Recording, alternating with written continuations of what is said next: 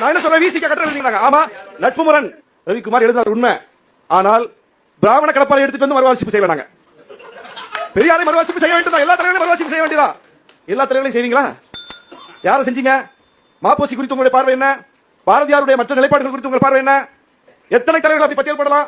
அந்த தலைவர்களின் பார்வை என்ன? அது சொல்லுங்க. பெரியார் குறித்து மறைமலையடிகள் பத்தி நான் சொன்னேன். பாவேந்தர் பத்தி சொல்லவா? ஒவ்வொரு தலைவர் வாவுசி என்ன சொல்லியிருக்கார் பெரியார் பத்தி சொல்லவா? ஒவ்வொருவரும் போற்றி பாடி இருக்கிறார்கள், ஒவ்வொருவரும் பெரியாரை ஏற்றி பாடி இருக்கிறார்கள். அவர்கள் வாழ்ந்த காலத்தில் வாவுசி இறப்பதற்கு சில ஆண்டுகளுக்கு முன்னால் பெரியாரை பற்றி அப்படி எழுதி வச்சிருக்கார். அவர் படத்தை திறந்து வச்சிருக்கார், படத்தை திறந்து வணங்கி இருக்கிறார். எல்லாரும் வணங்குங்க அப்படின்னு பரிந்துரை பண்றாரு. இது அப்போ யாரிடம் இருந்து இந்த எதிர்ப்பை எடுத்துக்கொள்கிறீர்கள் கேள்வி. நீங்க பாவேந்தர் இருந்து பெரியார் எதிர்ப்பு எடுத்துக்கிறீங்களா?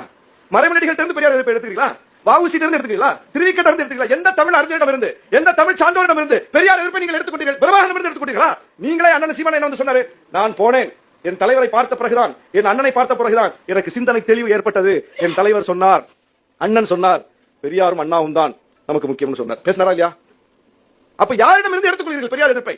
RSS இடமிருந்து எடுத்துக்கொள்கிறீர்கள். உங்களால் பாவேந்தரிடமிருந்து எடுத்துக்கொள்ள முடியாது, உங்களால் மறைமலையடிகளிடமிருந்து எடுத்துக்கொள்ள முடியாது, உங்களால் எந்த தமிழ் அறிஞரிடமிருந்து பெரியார் எதிர்ப்பை எடுத்துக்கொள்ள முடியாது. நீங்க மீள் பார்வை பார்த்தா அது வந்து சரியான அரசியல். அவங்க பண்ண மீள் பார்வை பார்க்கலங்க. இதை சேகர இயக்க யாரு?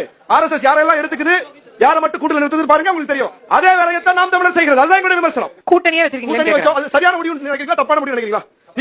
திமுக பாஜக கூட்டணி சரியான முடிவா, தப்பான முடிவா? அந்த கூட்டணி அன்றைக்கு இடம்பெற வேண்டிய ஒரு சூழ்நிலை விசிக இருந்தா இடம் பெற்றோம். அது தப்பான முடிவா, சரியான முடிவா? தப்பான முடிவு, தப்பான முடிவு.